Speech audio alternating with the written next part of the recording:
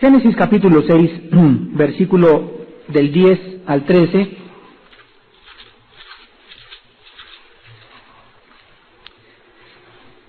Dice así: y engendró Noé 3 hijos, a Sem, a Cam y a Jafet. Y se corrompió la tierra delante de Jehová, de Dios, y estaba la tierra llena de violencia. Y miró Dios la tierra, y he aquí que estaba corrompida, porque toda carne había corrompido su camino sobre la tierra.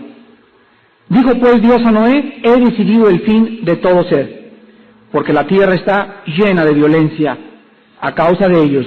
He aquí que yo los destruiré con la tierra. Quiero que veamos el versículo 10 por unos momentos y podamos observar que el Espíritu Santo introduce en esta parte muy especial a los 3 hijos de Noé, a Sem, a Cam y a Jafet.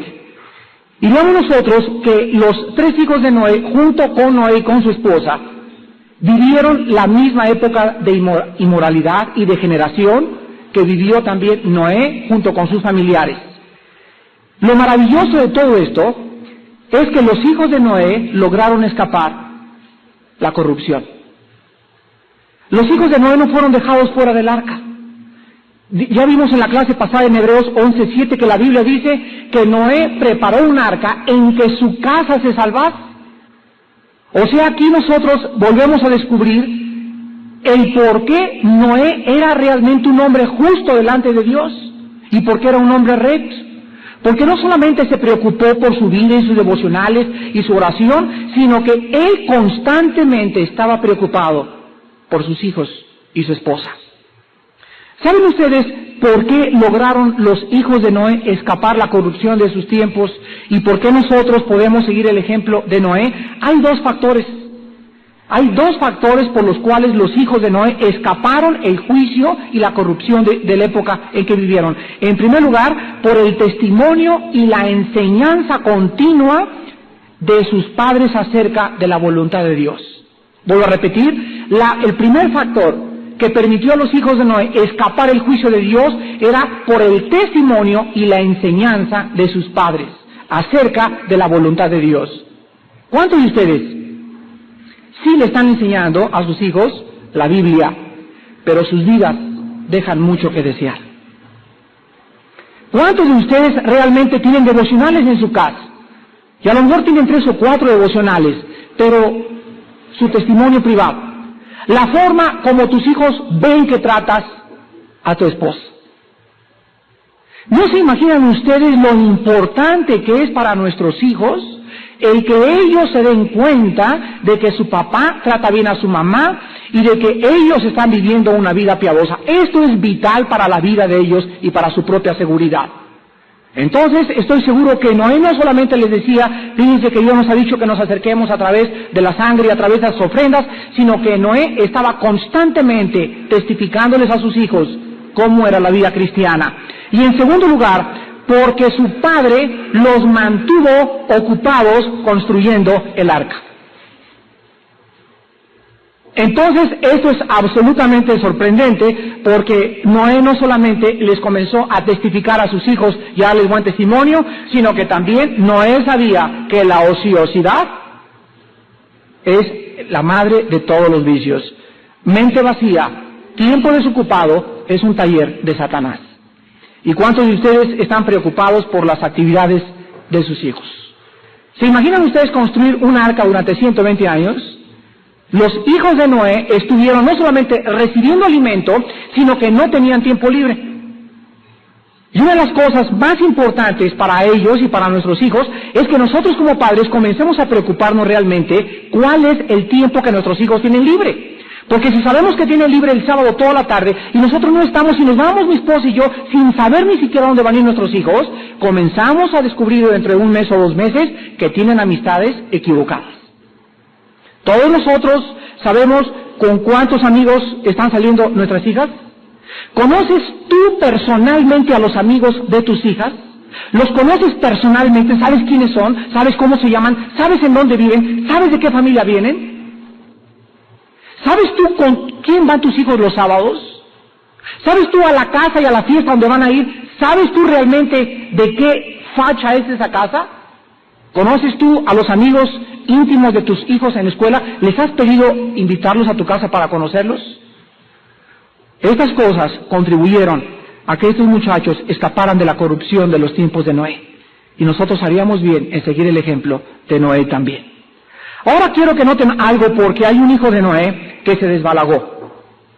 Y yo he visto en la Biblia, en los hijos de Noé, en los hijos de Samuel, en los hijos de Saúl, en los hijos de David, y siempre en todas las familias, no importa lo piadoso de la familia, habrá alguien que se quiere brincar las trancas, como dicen en mi tierra.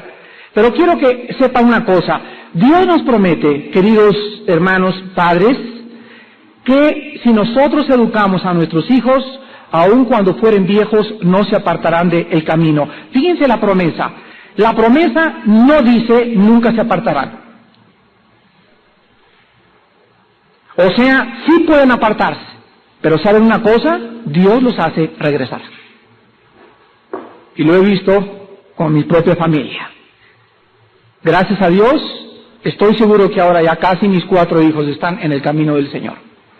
Y he visto cómo uno tiró de patadas y quiso brincar por ahí por un tiempecito, y vino el Señor, y las oraciones, y las oraciones, y las oraciones, día y noche, a impactar conciencia en su corazón y convicción de pecado, y nuestros hijos tienen que regresar al camino. Porque así lo dice el Salmo 112, la generación de los justos será bendita. Entonces, aun cuando quieran brincarse por algún tiempo las trancas, nuestras oraciones y la convicción del Espíritu de Dios y el recuerdo de Cristo siempre repercutirá en su conciencia, y nunca podrán vivir en paz por las oraciones de sus padres. Ahora quiero que vean ustedes una cosa importante también, porque dice en el versículo 11 que la tierra se corrompió. Ya vimos que la palabra corromperse en el hebreo es la palabra shachaf, S-C-H, A-C-H-A-T-H, shachaf, y significa destruir totalmente. Ahora hay razones, y vamos a estudiarlas en esta noche, por las cuales Dios envía su juicio sobre el mundo. Pero vamos a recordar las palabras de Cristo en Mateo 5:13. Vosotros sois los que impiden el juicio de mi Padre. Se los voy a traducir en otra forma. Vosotros sois la sal de la tierra. La sal tiene 2 características principales. La primera es que la sal impide la putrefacción. La sal impide que la carne se eche a perder. Y en segundo lugar, la sal sirve para dar sabor. Nosotros somos, dijo Cristo, aquel ingrediente y aquel elemento que existe en este territorio ocupado en el cual estamos viviendo, que es el mundo. Nosotros somos los que estamos impidiendo hasta este momento que Dios juzgue el mundo entero. Mientras los cristianos, dijo Cristo, mantengan su sabor. ¿Qué significa mantener el sabor? Mantenerse, como dijo un hermano cuando estaba orando hace unos momentos, mantenerse ardientes por Cristo. Pero cuando el cristiano se comienza a entibiar, y cuando comienza a perder el sabor y ya no le da caldo a la vida, ya sus amigos, sus amistades lo ven como cualquier hijo de vecina, ya no es diferente a todos los demás, en ese momento, dijo Cristo, no sirve más que para ser pisoteado y hollado por los hombres. Y no hay cosa que desprecien más los incrédulos que un cristiano que está viviendo una doble vida. Un cristiano que tiene 2 bases para su moral. Un cristiano que se guía por el consejo de los cristianos y se guía también por el ritmo del tambor, a como está tocando el mundo. Ahora nosotros debemos recordar entonces que si alguien está impidiendo los juicios de Dios, somos nosotros. Quiero que vean ustedes en Ezequiel capítulo 14, algunos versículos donde nos muestra de qué forma Dios siempre ha detenido sus juicios por causa del testimonio de cristianos. Dice en Ezequiel 14, versículo 14, cuando Dios anuncia a Ezequiel la destrucción de Jerusalén, si estuviesen en medio de ella, o sea, está hablando de Jerusalén, estos 3 varones, piensa quién mencionan, Noé, Daniel y Job, ellos por su justicia librarían únicamente sus propias vidas, dice Jehová el Señor. Fíjense lo que dice Dios. Aquí voy a convertir en ceniza esto, voy a destruir esto totalmente. Si ahí en donde mi juicio va a caer y donde el fuego va a comenzar a incendiar este auditorio, si dentro de este auditorio que voy a incendiar, dice Dios, estuvieran Noé, Job y Daniel, ellos serían sacados del incendio por su justicia y después yo acabaría de quemar todos los que están dentro del auditorio. Vean ustedes ahora el versículo 16, ahí mismo. Y estos 3 varones estuviesen en medio de ella, vivo yo, dice Jehová, el Señor, ni a sus hijos ni a sus hijas librarían, ellos solos serían librados y la tierra quedaría desolada. Aquí ya vemos un poquito más profundo que cuando Dios ve un juicio por caer sobre la tierra, nunca dejará a su pueblo sufrir el juicio. Y dice la Biblia que si aún estos 3 hombres hubieran tenido hijos, ahí se hubieran quedado los hijos y solamente librarían sus propias vidas. Vean ahora el versículo 18. Y estos 3 varones, otra vez, estuviesen en medio de ella, vivo yo, dice Jehová el Señor, no librarían a sus hijos ni a sus hijas, ellos solos serían librados. Ahora ven ustedes el versículo 20. Y si estuviesen en medio de ella Noé, Daniel y Job, vivo yo, dice Jehová el Señor, no librarían a hijo ni a hija, ellos por su justicia librarían solamente sus propias vidas. Quiero que pongan mucha atención en lo que les voy a decir. Muchas familias cristianas actualmente están teniendo un buen testimonio, él y ella, como padres. Y los hijos no se quieren convertir. Y los hijos siguen rebeldes y siguen duros. Si el rapto de la iglesia viene mañana, y estos muchachos no se han convertido, ellos tienen delante de Dios libre su conciencia y la sangre es sobre la cabeza de sus hijos. Si viene el rapto mañana y los muchachos no se han convertido, ellos se quedan en la tribulación. Y cuando lleguen al cielo estos padres, Dios no los va a juzgar ni les va a demandar, porque ellos cumplieron lo que Dios les había dicho. Pero la Biblia nos muestra que en muchos juicios estarán uno en la cama, y la de al lado será llevado, y la que está junto será dejada. Estarán 2 en el campo, uno será tomado y el otro será dejado. Y entre esas parejas puede estar un padre y una hija, una madre con su hija también. Ahora ven ustedes en último lugar, en Génesis capítulo 18, que en los tiempos de Lot, Dios repitió lo mismo. ¿Y de qué manera Dios le dice a Abraham? Génesis 18, versículos 26 al 32. Respondió Jehová, si hallare en Sodoma 50 justos dentro de la ciudad, perdonaré a todo este lugar por amor a ellos. Y Abraham replicó y dijo, he aquí ahora que he comenzado a hablar y a mi Señor, aunque soy polvo y ceniza, quizá faltarán de 50 justos 5. ¿Destruirás por aquellos 5 toda la ciudad? Y dijo, no la destruiré si hallare allí 45. Y volvió a hablarle y le dijo, quizás se hallarán allí 40. Y respondió, no lo haré por amor a los 40. Vean la palabra amor. Y dijo, no se enoje ahora mi Señor, si hablare, quizás se hallarán allí 30. Y respondió, no lo haré si hallare allí 30. Y dijo, he aquí, ahora que he emprendido el hablar a mi Señor, quizás se hallarán allí 20. No la destruiré. Respondió, por amor a los 20. Y volvió a decir, no se enoje ahora mi Señor. Qué terco era Abraham, ¿verdad? Si hablare solamente una vez, quizás se hallarán allí 10. No lo destruiré. Respondió por amor a los 10. ¿Qué está impidiendo ahorita que México sea juzgado?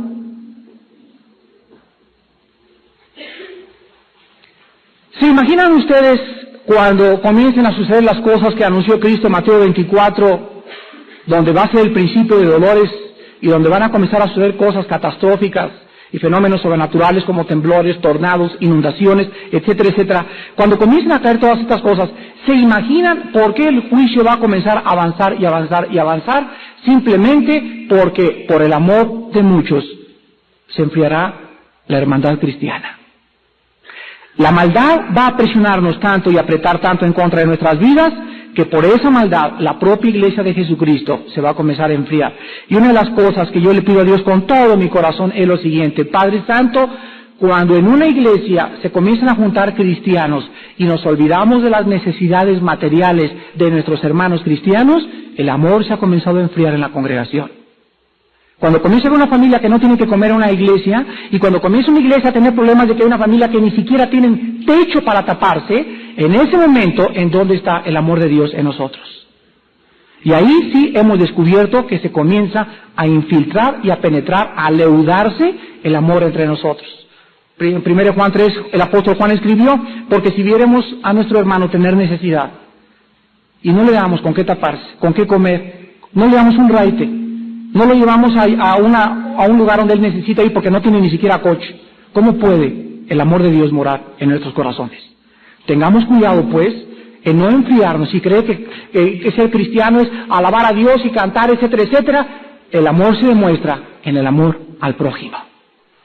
Ahora vayamos nosotros a 2 de Tesalonicenses para ver que el apóstol Pablo escribió que antes de que el anticristo se manifieste, hay un poder en el mundo deteniendo que se desborde la maldad como podría desbordarse. Repito, ahorita hay un poder en el mundo que está impidiendo que nos asesinen, está impidiendo que se degeneren todos, está impidiendo que suceda lo que sucedió en los tiempos de Noé. Y dice así, 2 de Tesalonicenses, capítulo 2, versículo del 3 en adelante: nadie os engañe en ninguna manera, porque no vendrá, está hablando del anticristo, sin que antes venga la apostasía y se manifieste el hombre de pecado, el hijo de perdición, el cual se opone y se levanta contra todo lo que se llama Dios o es objeto de culto, tanto que se sienta en el templo de Dios como Dios, haciéndose pasar por Dios. ¿No os acordáis que cuando yo estaba todavía con vosotros os decía esto? Y ahora vosotros sabéis lo que ¿qué? Lo que lo detiene, a fin de que a su debido tiempo se manifieste, porque ya está en acción el misterio de la iniquidad, solo que hay, otra vez, quien al presente, ¿qué cosa? Lo detiene, hasta que él a su vez sea quitado del medio. ¿Quién creen ustedes que es esto que lo detiene? El Espíritu Santo, o sea, el Espíritu Santo obrando a través de la iglesia. Porque el Espíritu Santo usa a hombres como nosotros débiles para poder impedir los juicios de Dios. Ahora se imaginan ustedes que estamos ahorita deteniendo el juicio de Dios en los tiempos de Noé. Ahora compárenlo, hermanos. Y en los tiempos de Noé ya no hubo quien detuviera el juicio de Dios. Ya eran muy poquitos, ya Dios sabía que no se iban a convertir, que nada más estaba la familia de Noé, y entonces abrió las cataratas de los cielos y desbordó el tremendo diluvio universal, del cual vamos a estudiar en algunas semanas después.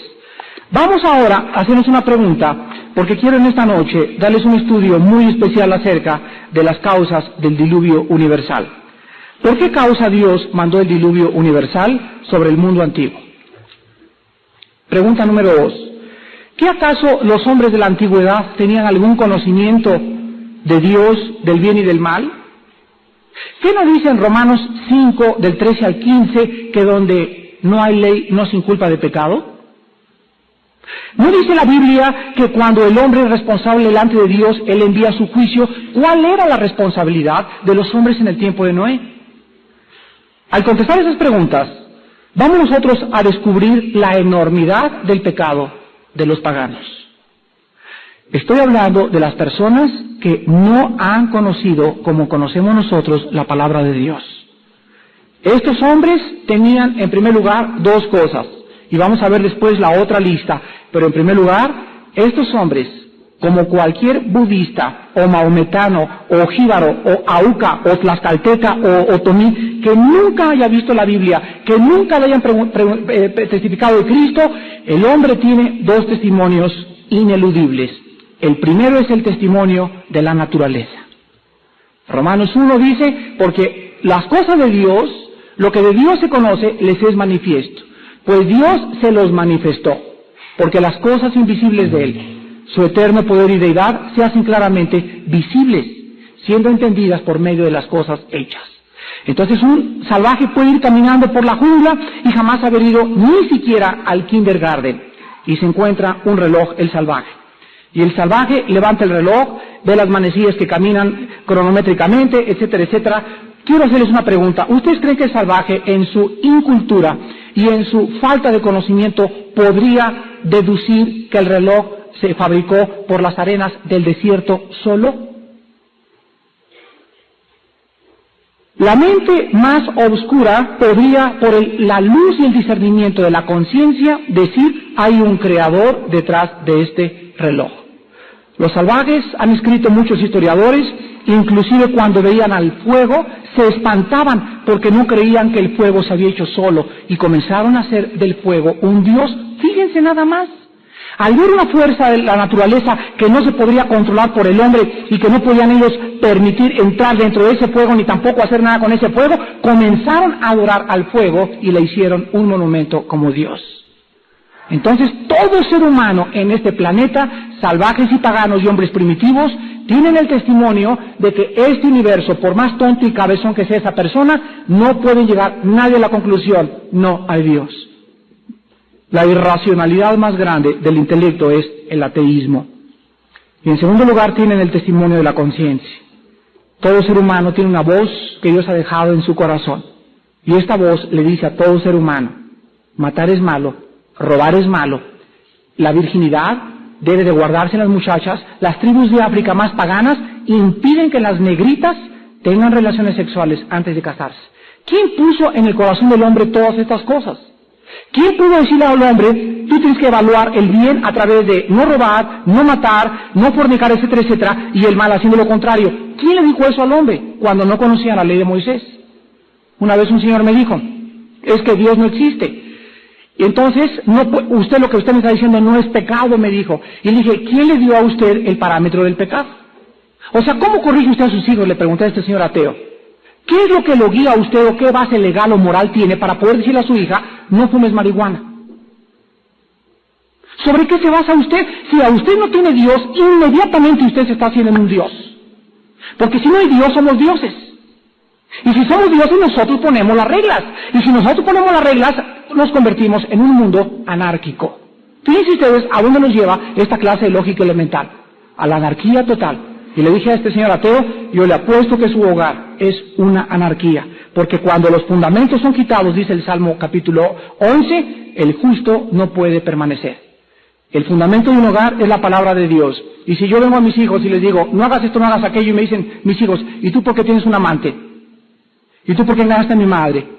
¿Y tú dices que no fumas marihuana y tú eres un borracho, papá, que cada 15 días te pones una borrachera? En ese momento yo no tengo ninguna base legal para poder educar a mis hijos. Mi hogar se convierte en anarquía. Vayamos ahora al primer ejemplo que la Biblia nos muestra en cuanto a las causas del juicio de Dios. Todos ustedes saben que en 1 Pedro 3:20 la Biblia nos muestra que Dios tuvo una paciencia tan grande, que duró más de 120 años. La paciencia de Dios, dice Romanos 2 también, y su grande longanimidad, espera y espera y espera que tu prima, que tu cuñado, que tú mismo que nos visitas en esta noche, Dios sigue esperando a que tú respondas a su voz, pero llega un momento en que su paciencia tiene un límite. Y vayamos a ver en primer lugar por qué la paciencia de Dios llegó a un límite. En primer lugar, porque el mundo antiguo tenía la promesa de un Redentor. En Génesis 3:15, Dios le dijo a Adán y Eva que de la semilla que vendría de la mujer aplastaría la cabeza. Y esta promesa que Dios les dio a ellos era precisamente para que vivieran esperando al que aplastaría la cabeza de Satanás. Desde que el hombre peca hasta después de la venida de Jesucristo, toda la vida del ser humano, desde Adán hasta nuestros días, es una vida caracterizada por dos cosas: por la fe y por la esperanza.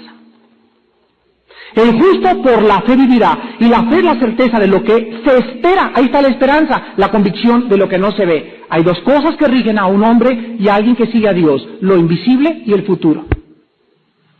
Entonces, ellos tenían ya la promesa de un Redentor. En segundo lugar, se había instituido el sacrificio expiatorio. Fíjense ustedes que si ustedes leen Levíticos capítulo 8, Éxodo 38 y 39, van a encontrar que Dios le dice a Moisés, Moisés trae a Aarón y a todos sus hijos a la puerta del tabernáculo. Ya viene Aarón y con todos sus hijos se paran a la puerta del tabernáculo y en ese momento le dice a Moisés, trae ahora a la gente, y traen a la gente. Muy bien, lo primero que vas a hacer con ellos, le dice Dios a Moisés, es lavarlos.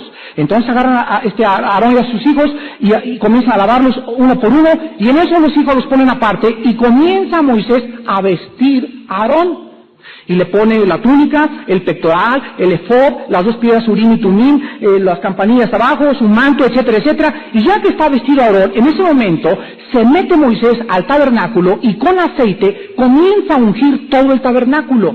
Comienza a ungir el salón, comienza a ungir el propiciatorio, comienza a ungir todo. Y al final, ya que ungió todo, le dice Dios a Moisés, ahora sí háblale a los hijos de Aarón. Y vienen los hijos de Aarón y se paran junto a Moisés, y en ese momento los unge a ellos con aceite. Vean ustedes el orden, por favor. Se los vuelvo a repetir unos momentos más, pero vean el orden. Ya que ungió a los hijos de Aarón, en ese momento agarra el sacrificio, lo degollan enfrente del altar, que tenía 4 cuernos, y los cuernos estaban forrados de bronce. El altar era más o menos aproximadamente como de 1 metro, 1,20 así de altura, y tenía una hendidura alrededor, para que ahí se vaciara toda la sangre. Pero aparte había como 7 cucharas, tenedores y cuchillos para poder partir el sacrificio, y cada cosa tenía un lugar dentro del plan de Dios. En ese momento agarra Moisés la sangre y la vacía, pero antes de vaciarla le pone a los 4 cuernos con el dedo, unta cada 4 con la sangre, y después vacía el resto de la sangre en el suelo del altar. Después se voltea con los hijos de Aarón y los lava.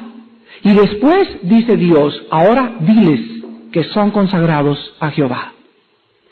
Y Dios le dice a Moisés, cuando tú unjas el altar y comiences a derramar la sangre, has santificado el altar y lo has purificado para la expiación. Encontramos aquí que esto nos representa, que todos los que somos llamados a servir a Dios, lo primero que hace Dios es lavarnos con la palabra. Ya vosotros estáis limpios por la palabra que les he hablado. Antes de que Dios me acepte, cuando llego con Dios, yo estoy lleno de llagas, limosneros, aceite, cochinada, y así vengo a Dios. Y me dice Dios, muy bien, te acepto. Pero ahora, para que yo pueda tocarte, tú necesitas estar limpio, y lo primero que hace es lavarnos con su palabra. Después nos viste con las ropas de justicia de Cristo. Nos da una justicia que no podíamos obtener por nuestros propios méritos. En tercer lugar, nos consagra dándonos al Espíritu Santo, porque Él nos unge, y en el momento que yo ya tengo al Espíritu Santo, en ese momento Dios me dice, Armando, desde este momento eres mi sacerdote. Y cada cristiano en esta noche, somos sacerdotes delante de Dios. Hemos sido lavados, vestidos y ungidos con el Espíritu de Dios. Y desde ese momento, dice Dios, los he llamado para ser un pueblo diferente, para que me sirvan, ya no en el tabernáculo, sino en espíritu y en verdad. Pues en el Antiguo Testamento encontramos algo muy raro. En Génesis 4 llega Abel, y le ofrece una ofrenda a Dios. Un momentito. ¿Qué acaso la primera ofrenda no fue hasta Levítico? ¿Cómo sabía Abel que tenía que traer una ofrenda si no se había dado las leyes de las ofrendas? ¿Qué conocimiento tenía Abel y Caín, los hijos de Adán y Eva, para saber que Dios quería algo?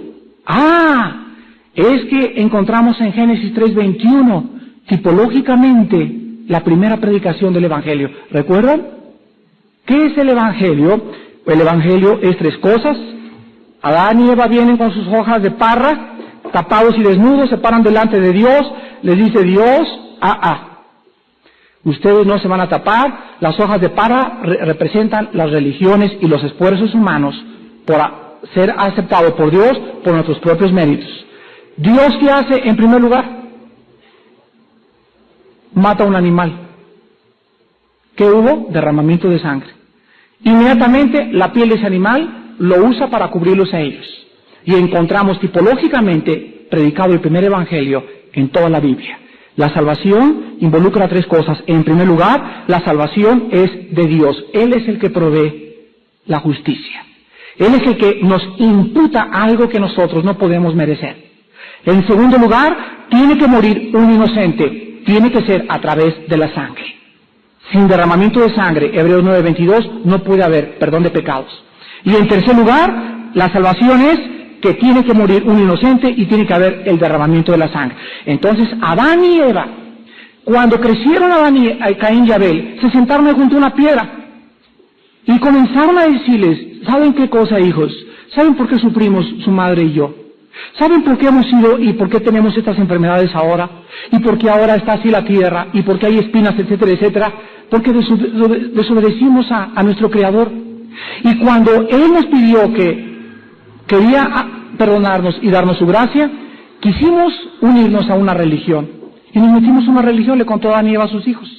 Y comenzamos a creer que con nuestra religión podíamos ser aceptados por Dios. Pero ¿saben qué? Él nos mostró claramente que no podíamos escondernos de Él a través de una religión.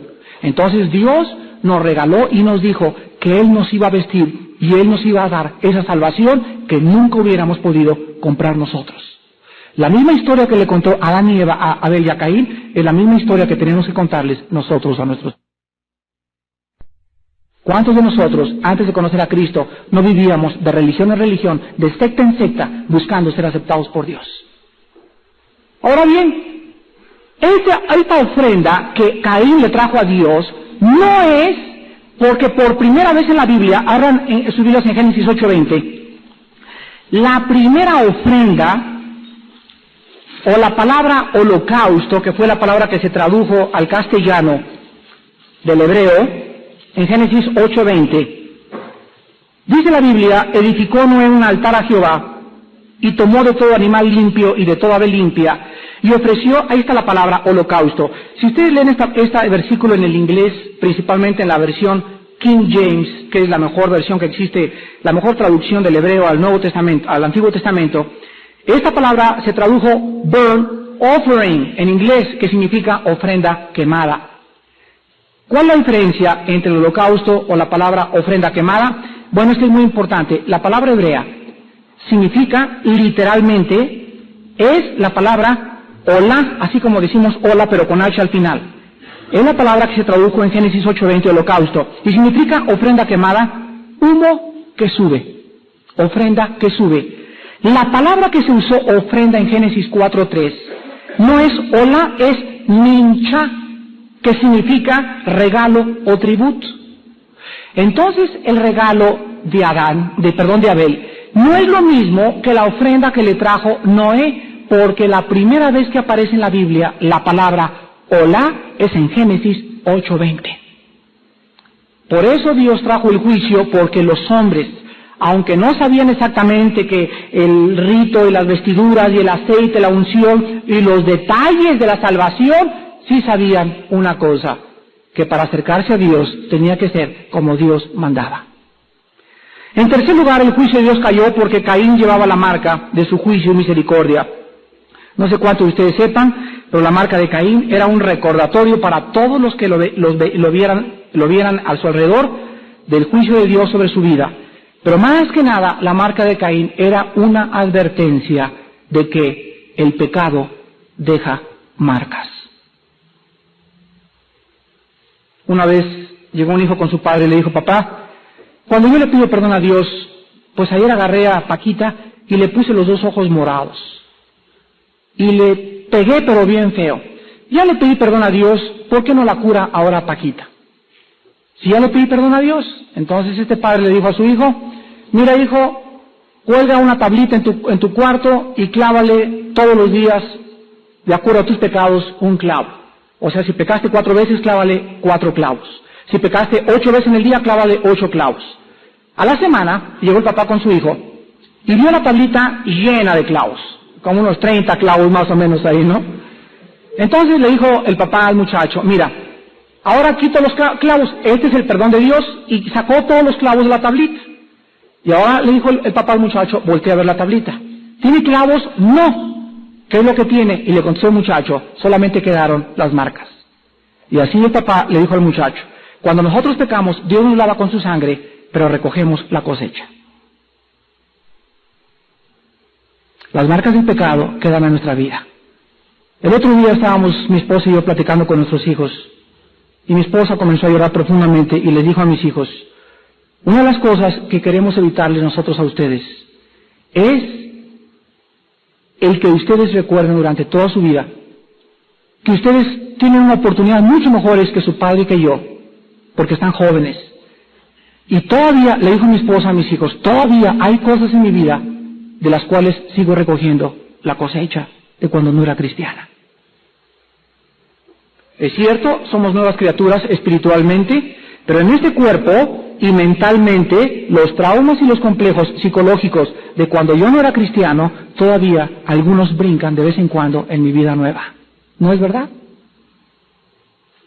Una vez había un hombre que le decían Pancho el Peleonero, y Pancho el Peleonero tenía un ojo, más bien no tenía un ojo, y le llamaban Pancho el Peleonero, y aparte le decían el tuerto.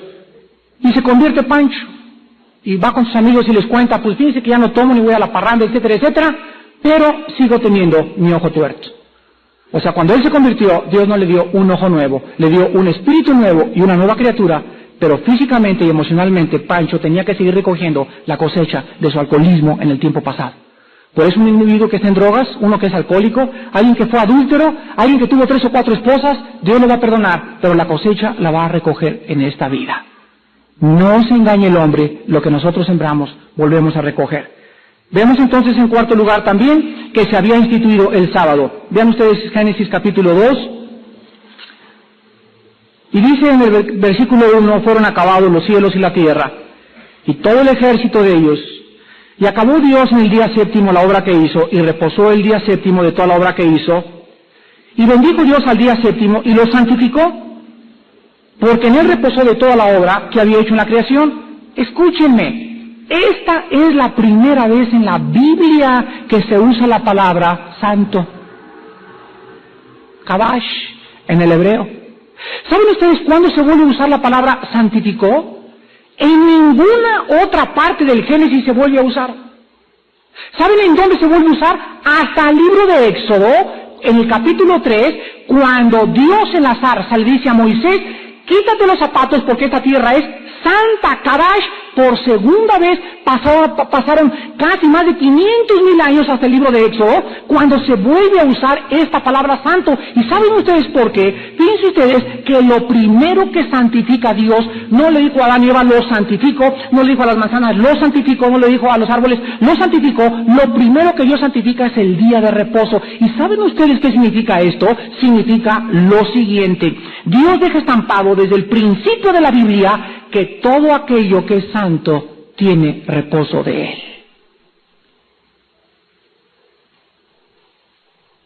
La Biblia nos muestra entonces que para que nosotros podamos entender esto, lo importante que es para Dios la adoración. El día de descanso es lo primero que Dios santifica en la Biblia. Donde Dios está, hay descanso. Donde Dios está, hay descanso. ¿Por qué las naciones están tan turbadas ahorita? ¿Por qué tu vida está tan turbada? Porque no tienes a Dios. Pero desde el principio nos muestra a Dios la unión que existe entre el descanso y la santidad. Las personas más santas son las personas que más paz tienen. ¿Por qué se amotinan los pueblos y los gentes piensan cosas vanas? Dice el Salmo número 2, porque han roto las ligaduras y no quieren tener a Dios como su jefe. Pero Dios nos muestra entonces, desde este momento, que la institución de un día santo, de separar un día de 6 días, era porque Dios quería que ese día fuera diezmado, para él se podría decir así, para que el hombre recordara que no solo de pan vive el hombre, sino que hay un día para la adoración. ¿De dónde vino la semana de 7 días? Ya lo dijimos cuando hablamos de los 10 mandamientos. Ningún historiador te puede decir en dónde tuvo la semana de 7 días su origen, más que en la palabra de Dios. ¿Por qué no descansamos 8 días y el noveno trabajamos? ¿Por qué no trabajamos 10 y descansamos el 12º? ¿Por qué tienen que ser 6 y luego 1 7 y en todo el mundo? Porque Dios desde el principio de la creación dijo, el hombre descansará el 7º día, pero desgraciadamente hay miles de personas, millones, que no saben para qué sirve el 7º día. Dios les recordaba con este testimonio al mundo antiguo que Él requería la adoración nuestra. En quinto lugar, la longevidad de los patriarcas les daba testimonio. ¿Cuánto duró Matusalem? 969 años. Adán vivió 930 años. ¿No se han preguntado por qué duraron tanto tiempo? Científicamente no hay ningún problema. No había smog, no había claxons, no había periférico, no había alcantarilla, no había ratas, no había sida, no había letrinas ahí en el piso del mercado, no había nada de las cosas que existen ahorita. Hay personas ahorita que viven en Siberia, en Rusia, y que tienen 145 años de edad. Creo que ahorita la persona más antigua de la humanidad tiene 146 años. Es una señora viejita que vive arriba de Turquía. Bueno, pues durante todos estos tiempos, Adán vive 930 años. ¿Y qué creen que vivía contando Adán por 930 años? Pues dice Pedro, ¿verdad? No podemos dejar de decir lo que hemos visto ni oído. Y ustedes serán mis testigos cuando el Espíritu Santo venga sobre sus vidas. Y Dios dejó tanto tiempo a esa gente porque ellos eran la sal de la tierra. Y mientras ellos vivían, Dios sabía que eran fieles y le hablaban a la gente de Jehová el Redentor. En sexto lugar, nos muestra la vida que Dios predicó y vivió. Noé predicó y vivió una vida de fe. Ya lo vimos en la clase pasada. Y en último lugar, dice en Génesis 6:3, aparte de todo eso, dijo Jehová, no contenderá mi espíritu con el hombre para siempre, porque ciertamente él es carne, mas serán sus días 120 años. En último lugar, Dios juzga al mundo, porque también su espíritu les había dado testimonio durante todo ese tiempo. Dios estuvo contendiendo con el hombre largamente y largamente. Y por todas estas razones, los hombres del tiempo de Noé no vivían en la ignorancia para justificar sus pecados. Ellos rechazaron voluntariamente la revelación de Dios y escogieron vivir sus propias vidas. Ahora nosotros en el siglo XX somos 3 veces más culpables que ellos por las 3 razones que les voy a dar. Escúchenme muy bien. Si Dios juzgó al mundo antiguo y no tuvo misericordia, sino que llegó al límite de su paciencia e inundó el mundo entero, nosotros somos 3 veces más culpables que ellos. Imagínense lo que les estoy diciendo. La primera razón por la cual somos más culpables que ellos es porque ya vino el Redentor. Y aquel verbo fue hecho carne y habitó entre nosotros, y dicen los que escribieron, vimos su gloria, gloria como del unigénito Hijo del Padre, lleno de gracia y de verdad. Ahora Cristo, el Redentor prometido, ya vino, ya se cumplieron las promesas, y ahora nosotros ya ni siquiera podemos decir fue un mito lo del Redentor, porque la historia lo ha podido comprobar. A él se le llama el precursor de la historia, porque la historia se dividió cuando Jesucristo vino al mundo a lavar nuestros pecados. En segundo lugar, somos más culpables que ellos porque la revelación de Dios ya está completa, la Biblia. Ya no necesita Dios hablarnos y ahorita se nos aparece un ángel en la noche, o una Santa Catalina que se me aparezca, o tuve un sueño, hermano, y Dios me está diciendo. No conozcamos la Biblia, por favor. Dice Hebreos 1:1, Dios habiendo hablado muchas veces, o sea, habló más de 3000 veces, se describe la palabra en el Antiguo Testamento, así dice Jehová, habiendo hablado muchas veces, y de muchas formas, o sea, hablaba por sueños, por visiones, Adán y Eva oían su voz, de muchas formas habló Dios en el Antiguo Testamento, dice Hebreos, ahora en estos tiempos nos ha hablado por su Hijo. Dice en la segunda carta del apóstol Pedro, ahora nosotros haríamos bien en estar atentos a esta palabra como a una antorcha que alumbra en lugar oscuro. ¿Hasta cuándo debe ser la Biblia nuestra única luz? ¿Hasta cuándo debe ser la Biblia nuestra única antorcha? Hasta, dice Pedro, que el lucero de la mañana salga en nuestros corazones. ¿Ven? Pero es que Hechos 2 dice que vuestros hijos tendrán visiones y sueños. Un momentito, en ese momento Pedro cita a Joel, y en ese momento se cumplió la mitad de la profecía de Joel. Y en ese momento, en el libro de los Hechos, hubo visiones y éxtasis y sueños. Y esa profecía fue para el tiempo de Pentecostés, pero ellos no tenían la Biblia todavía completa, ni siquiera se había escrito el libro de Romanos, menos el de Apocalipsis. Ahora tenemos la Biblia completa, y dice en la última página de la Biblia, el que le agregue, o el que le quite, será culpable de los juicios de Dios. Y en tercer lugar, somos más culpables porque ahora nosotros tenemos una revelación mayor a través del Espíritu que Dios nos ha dado a cada cristiano. En el Antiguo Testamento el Espíritu Santo no había hecho una morada en los hombres. En el Nuevo Testamento ahora Él ha escrito sus leyes en nuestros corazones y en nuestras mentes. El próximo juicio, mis hermanos, será más severo. Y antes de que Dios caiga sobre la humanidad, quiero acabar diciéndoles esto. La próxima vez que Dios juzgue, nos ha dicho claramente que antes que caiga sobre la humanidad, caerá sobre la iglesia primero. Vean ustedes Ezequiel capítulo 9, vamos a ver 3 pasajes. Antes del próximo juicio, la iglesia será purificada. Dice Ezequiel 9. En este pasaje, en este capítulo, encontramos el juicio de Dios sobre Jerusalén. Ezequiel 9, versículo del 4 en adelante. Y le dijo Jehová, le está hablando a los ángeles, pasa por el medio y ponle una señal. Pasa por el medio de la ciudad, por el medio de Jerusalén, y ponle una señal en la frente a los hombres que gimen y que claman a causa de todas las abominaciones que se hacen en medio de ella. Quiero que noten en este versículo, en primer lugar, ¿quiénes eran los que iban a ser librados?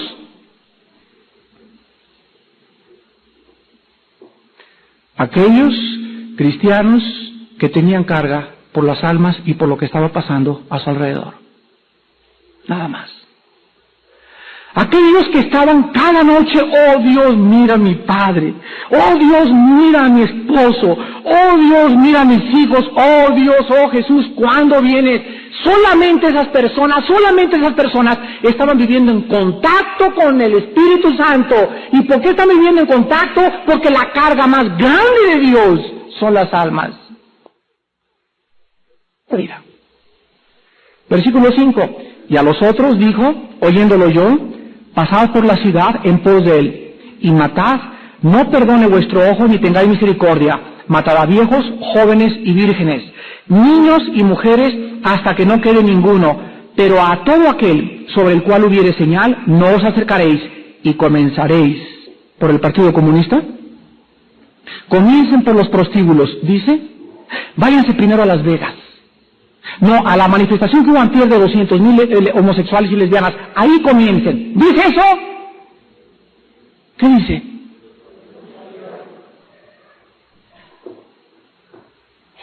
Antes de matar a nadie en Jerusalén, váyanse al templo, donde dicen que me aman, mas su corazón está lejos de mí.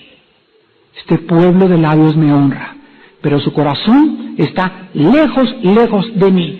Veamos otro pasaje en 1 de Pedro capítulo 4. En el Nuevo Testamento, vean la armonía tan preciosa de las Escrituras. 1 de Pedro 4, 17. Y escribe el apóstol, porque es tiempo de que el juicio comience. ¿Dónde? ¿En Las Vegas? ¿Acapulco? ¿Los discos? El juicio comenzará por la casa de Dios. Y si primero comienza por nosotros, ¿cuál será el fin de aquellos que no obedecen al Evangelio de Dios? Ahora estamos hablando de que un juicio sobre la iglesia, pero es que no dice Romanos 8:1 que no hay ninguna condenación para los que están en Cristo. Tú lo has dicho, los que están en Cristo. Y dice más adelante, los que no andan según la carne, sino según el Espíritu. Entonces, cuando Dios venga a la tierra y diga, ahorita se acabó México, se acabó el mundo, primero su Espíritu Santo va a entrar a través de la iglesia y lo primero que va a hacer purgar la iglesia, o sea, a todos aquellos que se decían quitar la cizaña y separarla del trigo. Esto es el juicio de Dios sobre su iglesia. Todas aquellas personas que no estaban afianzadas en la palabra y con una teología sana y clara de la palabra de Dios y con una seguridad de su salvación serán llevadas por el viento. Vendrán los ríos y vendrán las aguas y los vientos y será grande su ruina. No vas a poder sobrevivir, mi hermano, los tiempos que vienen por tu negligencia y tu falta de consagración a Dios. Y en último lugar, vean ustedes en Daniel capítulo 12, cómo se profetizó en el Antiguo Testamento también que antes de que Dios viniera, Dios limpiaría y purificaría a su pueblo. Daniel 12, del 9 al 10. Él respondió: anda, Daniel, pues estas palabras están cerradas y selladas hasta el tiempo del fin. Muchos serán limpios y emblanquecidos y purificados. Los impíos procederán impíamente y ninguno de los impíos entenderá, pero los entendidos comprenderán. Vean ustedes en primer lugar la palabra limpios. Limpios estamos los cristianos, dice en 1 Corintios 6, por la sangre de Cristo. Emblanquecidos porque cada vez que más estudiamos la palabra de Dios, cada vez debemos de brillar más. Y purificados, cuando Él venga, seremos como Él es. Seremos limpios totalmente de la presencia del pecado. Si todas estas cosas van a suceder, ¿cuánto más no debemos andar viviendo de una manera pía y santa? Si Dios no perdonó a los ángeles, sino que los mandó a juicio eterno a las prisiones de oscuridad. Y si no perdonó a Sodoma y Gomorra, y no perdonó a los tiempos de Noé, tampoco perdonará al siglo XX. Y el juicio de Dios se acerca. La pregunta es, ¿estás tú preparado para encontrarte con Dios? Oremos.